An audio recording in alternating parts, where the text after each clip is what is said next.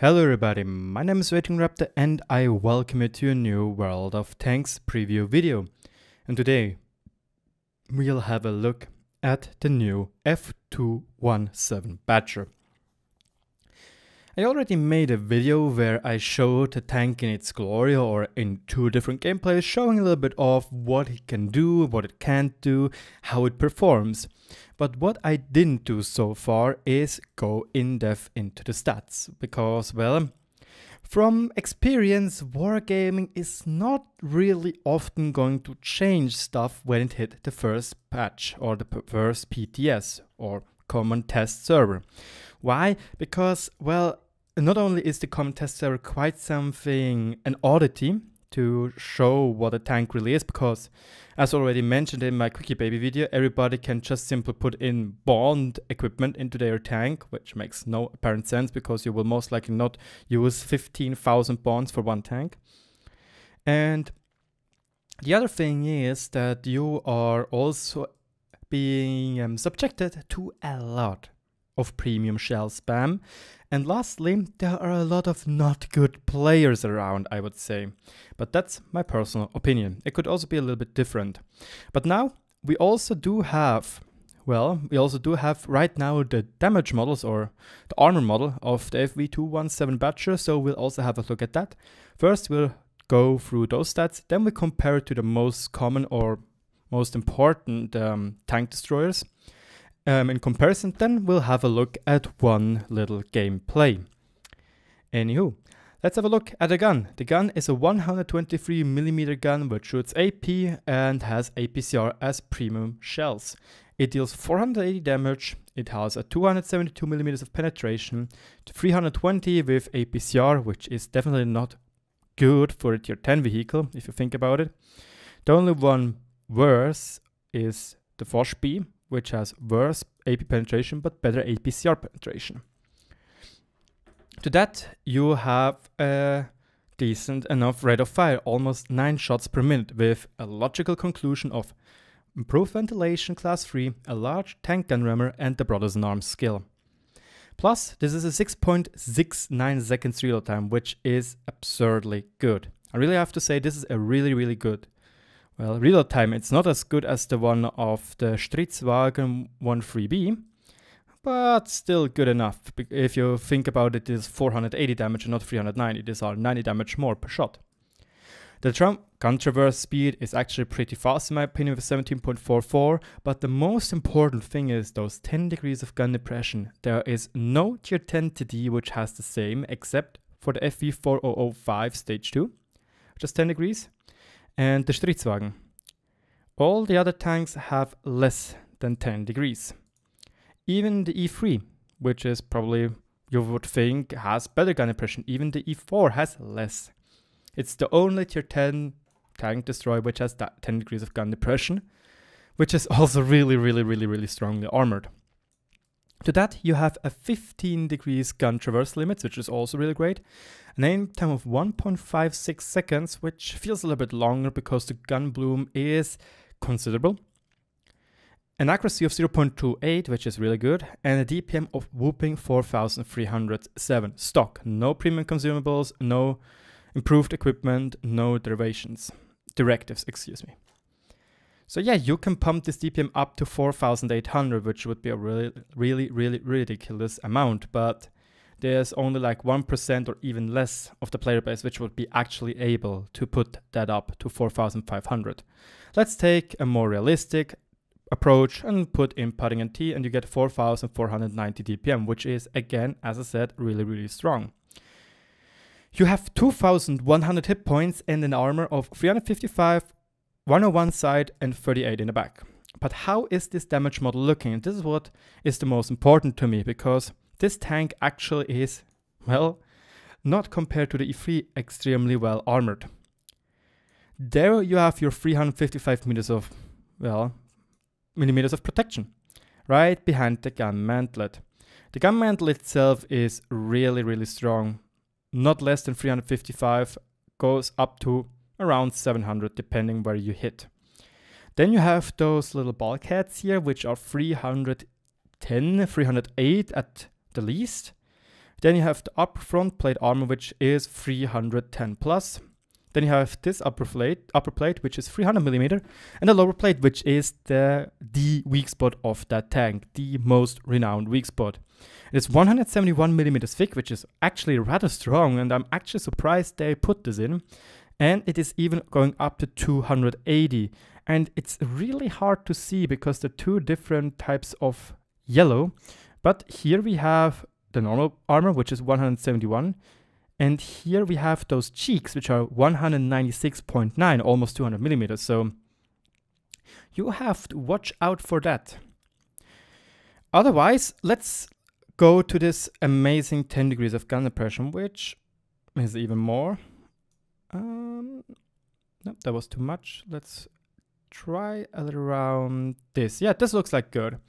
Sure, the lower plate will get much weaker from going to 205 to 236. But the upper front plate goes up to 415, another 357, another 400, 300, 440, 440. And as you can see, when you go hull down with this vehicle is almost immune to premium shells. Only the most or the strongest APCRs and heat shells will penetrate this tank. Most presumably the WZ-113, the Jagdpan C-100, and the Foch 155 and E3s and E4 and Object 268. Only TTs will have the opportunity or the possible penetration to penetrate this tank's hull down armor, which is ridiculous strong. But honestly, and I heard of many people saying that, oh man, this is totally overpowered. Why is it like that? I don't like this. Why did they do that? That's not a good idea. You should not forget that we have another tank in the game which is almost or is as strongly armored as this tank, and that's the E3. Just the E3 is, well, immune to heat shells when he is hull down. Sure, it's not 10 degrees, so we have to go a little bit up, but the cupola is more than enough to bounce everything. The lower hull plate is also really, really bouncy, except for some small spots like the middle and those little things here. Up here will be super hard to hit. You need to basically bounce into here, otherwise you won't be able to hit it. And otherwise you can also kind of try to angle a little bit. The only big difference about the armor of the E3 and the FV217 Bader is that it has, or well, it is more suitable for side scraping because the side of an E3 is really, really weak. But in return, it has an impenetrable hull down position. Because when this tank is only standing like this in this hull down, well then most common heat shells will be able to penetrate that. And why am I saying this? Because we can have a look at the heavy tanks, which is probably the most important encounters to this tank. 226 millimeters of average penetration. If it hits properly into the middle, yes, you will have a, let's say like this, a 40% chance of penetrating. Let's take something with heat. 340 millimeters, that's a more consistent penetration rate, if we are honest. Let's have something like the VK or the E100.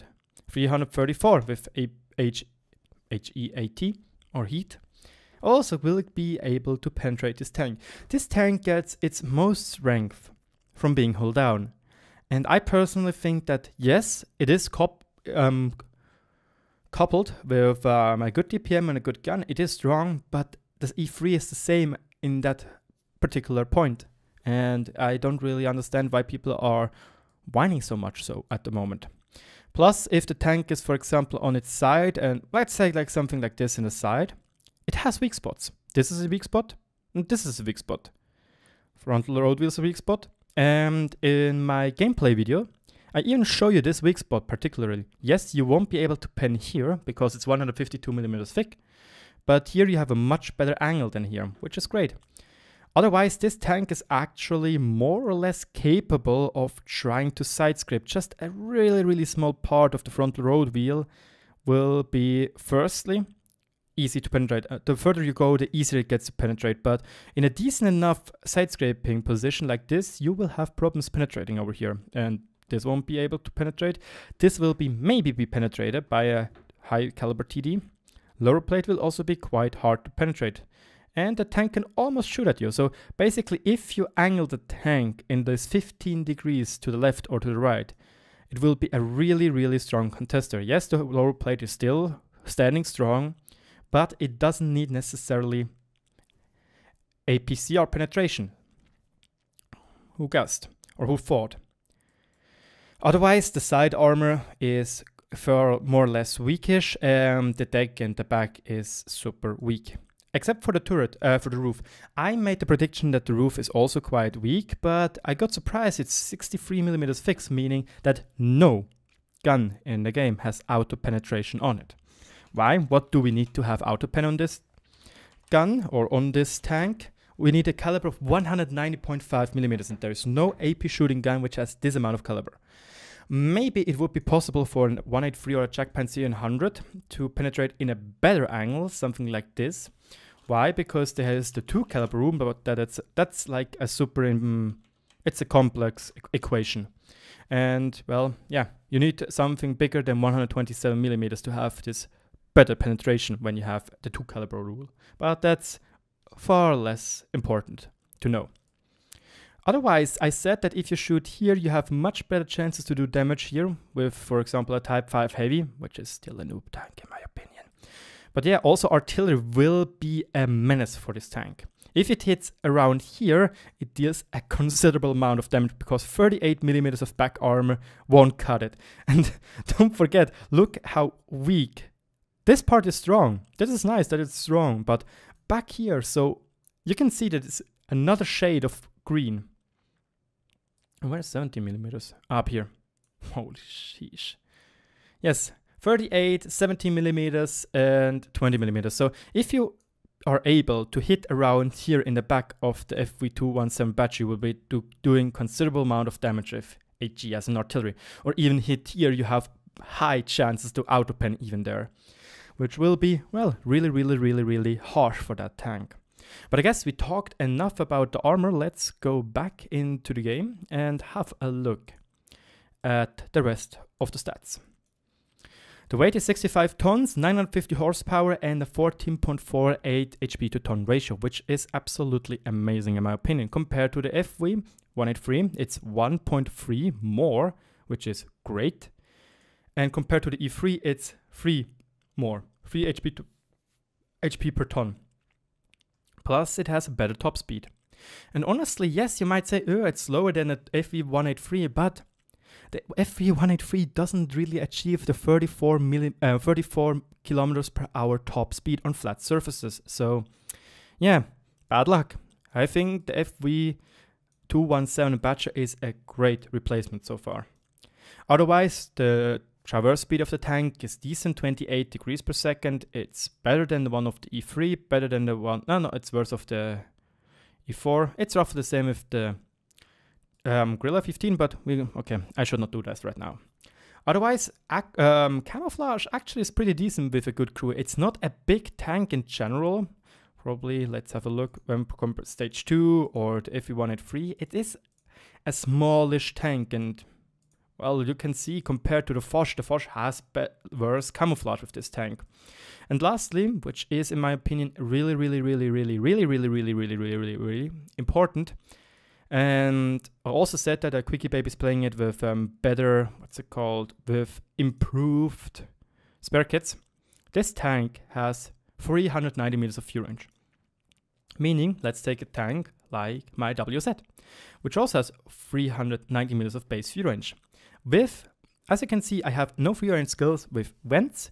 With Brothers in Arms and Coded Optics, you will get 447 meters of view range, meaning that everything, you have the full spotting range. And well, if you train up some crew skills like recon and situational awareness, you get this up to 474 meters of view range, which is absolutely amazing. So please guys, if you have this tank, consider playing it with optics, because it will make this tank simply great.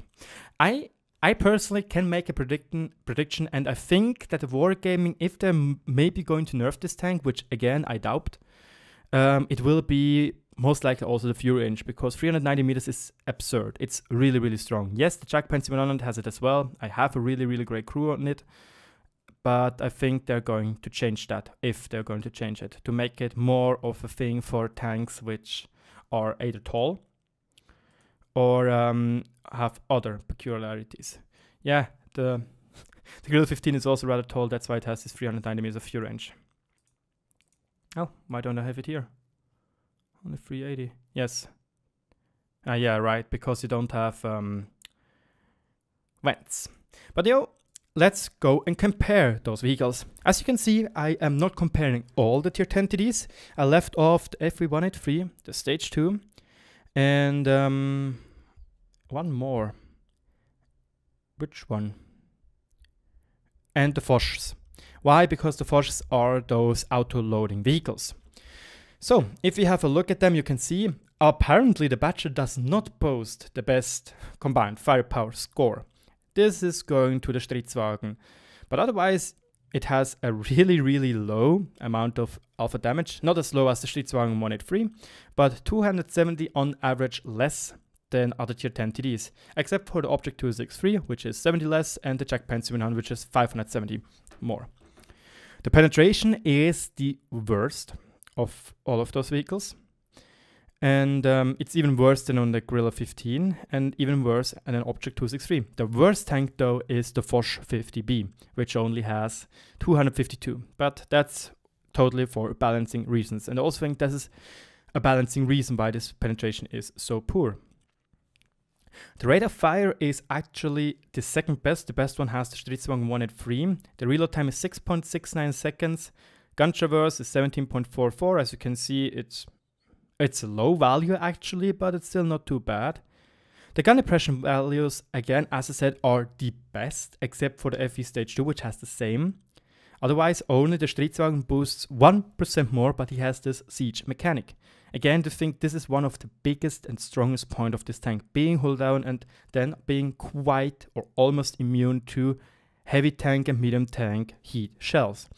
And honestly, if I think about it, I'm actually pretty happy about this, because medium and heavy tanks have it way too easy at the moment to penetrate everything from the front, except for the Type 4 and 5 heavy, because screw those tanks in general, those are just noob traps. It has one of the best angles from normal TDs, except for the Guerrilla 15 and the FVs. They have obviously better ones. Why? Because they have turrets. And as you can see, it's better than on the new WZ113 GFT. And the aim time is really good. It's among the best. Just the Guerrilla 15 is better. The accuracy is the same as on the Stridswagen, which is also really cool. And it's really strong. Obviously less than on the Guerrilla 15. The Guerrilla 15 is the most accurate tank in the world, in the game. And lastly, and now comes the big deal, which again many people dislike this tank about. It has the best DPM. 4,300 compared to 4,050 on the Stridswagen 103B, compared to 3,200 on the WZ, and you can see those numbers. I like that the Jack 700 has lead amount of DPM less. And yeah, sometimes I have to say that a really strong DPM doesn't really matter if you can't bring it to the person, and the Badger has sometimes those problems because of its low penetration value. And I think even when we now add, or let's go back, add the Foch B, and we also had this talk about the Foch B being broken because it's such a good DPM and so on, and let's be honest, do we see so many broken Foch games where the Foch simply was way too strong because of its clip potential? No, not really. In my opinion, well, at least what I saw. And many said that its huge clip potential is Waffelträger auf E100 Part 2 and such, but no, actually it wasn't. And I find it actually kind of funny because sometimes you simply can't put the DPM out. And again, I do have to emphasize that if this tank encounters another tank like the E3 hull down, this tank will have tremendous amount of problems to penetrate it, which is actually, yeah, really kind of a bugger. The good thing though about this tank is it has an amazing amount of hit points. It has the second highest amount of hit points of all tier 10 TDs. Just the Jack 700 tops up with 2,200. Excuse me. Long talking makes my sore throat sore. And otherwise, those 2,100 hit points can really make a difference sometimes. Armor, we already looked at that. It is one of the best armor in the game. The E3 only boasts better armor, even though it doesn't really stand out here. Turret army, it doesn't have a turret. The mobility is, again, as I said, it's decent enough. You can see that not many TDs have better HP to ton ratio than this tank. Well, roughly, excuse me, I talked bunkers here. It's in the middle field. As you can see, the WZ113 is worst, E13 is worse, T110E4 is worse, the E3 is worse, Jackman 700 is a lot worse, and the others will be again better, except for the FV217. And I do have to say, I played at WZ113G because of that exact problem with quality oil, so it is a little bit faster. But again, the top speed 30 kilometers is totally A-okay in my opinion. It is slower than the WZ113G FT. It is slower than the E3, but E4, but it's faster than the E3. And this is a big point, and it is the same speed as the Jackpan 700. And I do have to say, I think if this tank comes out like this into the game, I will probably try to go for the third mark of excellence as I did on the Jackpan 700. Traverse speed is mediocre, even bad. If you compare to the others, it's one of the worst. Just E3 is worse than a Jackpan 700. Otherwise, we have the concealment, and here we have to say the concealment is actually one of the better ones. Sure, the Stridswagen is a whole lot better, especially when it comes to shooting.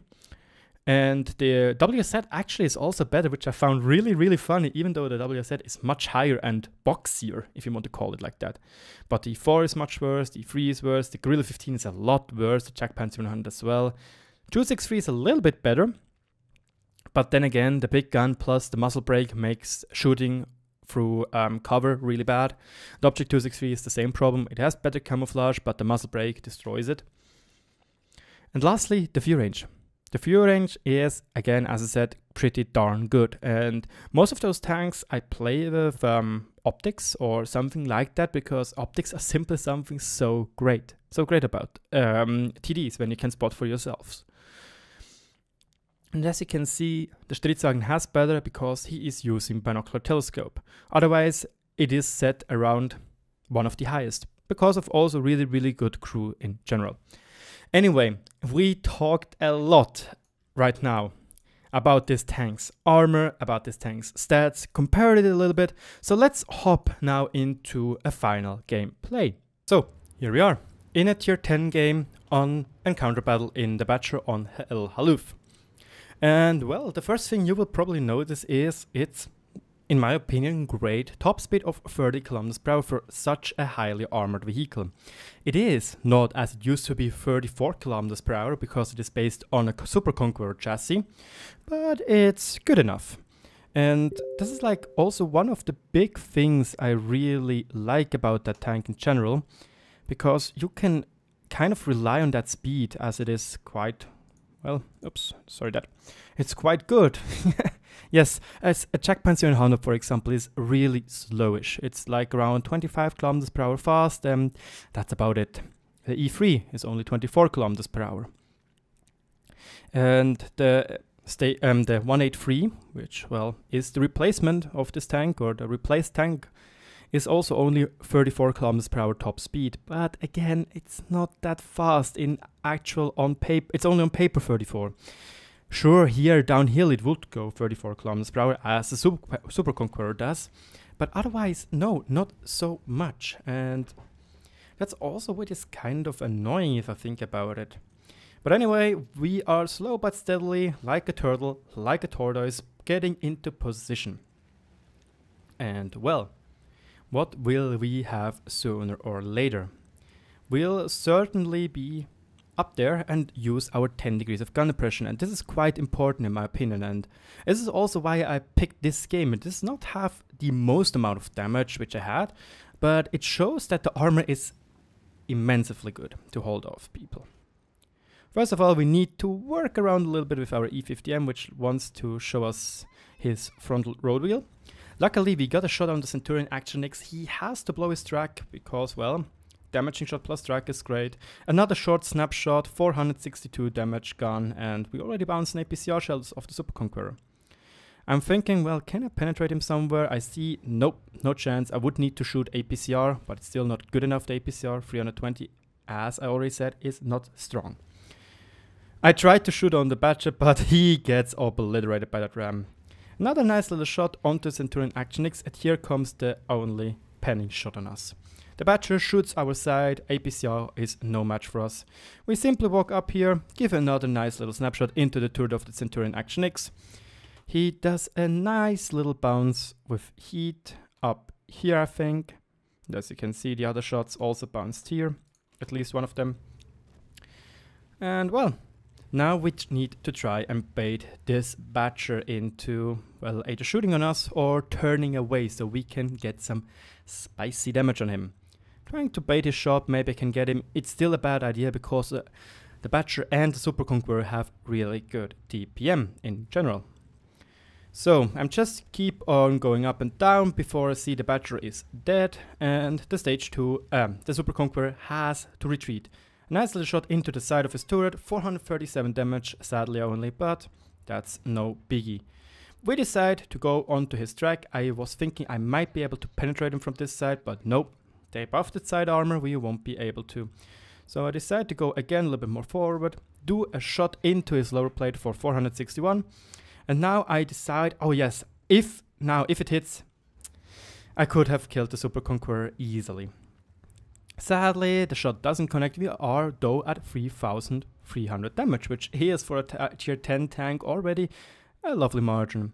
A nice little aimed in shot onto the TVP and he is done so. And what a puny little fun guy. He tried to penetrate us with APCR, not even trying to shoot gold. Well, that happens. Now we are just trying to get into position, maybe try to get 1 or 2 more shots off, but I can tell you for good that this won't happen. I'm now speeding this a little bit up so you see what the rest is. And I have to say, one thing I notice is that it is rather frequent. There are not frequent, but more or less sometimes there are shots which damage your ammo rack or your fuel tanks or your engine. Especially the engine, we established that before, is really weakly armored. So yeah, this can and could be an issue. But that's the game, that's our victory, and here we have it.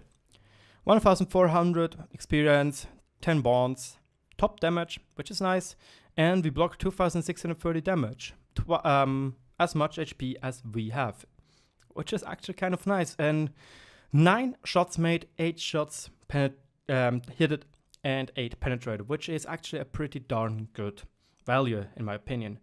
And funny enough, I think the shots are also rather cheap for some apparent reason. Well, let's wrap this gameplay or this preview video up. Do I like the FV217 Badger? Yes, I do. Should the Badger, is the Badger totally overpowered? No, not really. It has its weak spots. Should the Badger be changed? Yes, I think there is one thing in particular, and this is the lower plate. I personally think the lower plate should be nerfed. From 171mm or 200mm to 100mm.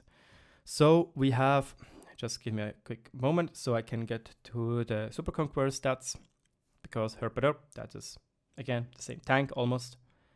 I'm blind, there he is. So we have a weak spot like the Super Conqueror has, those 101mm.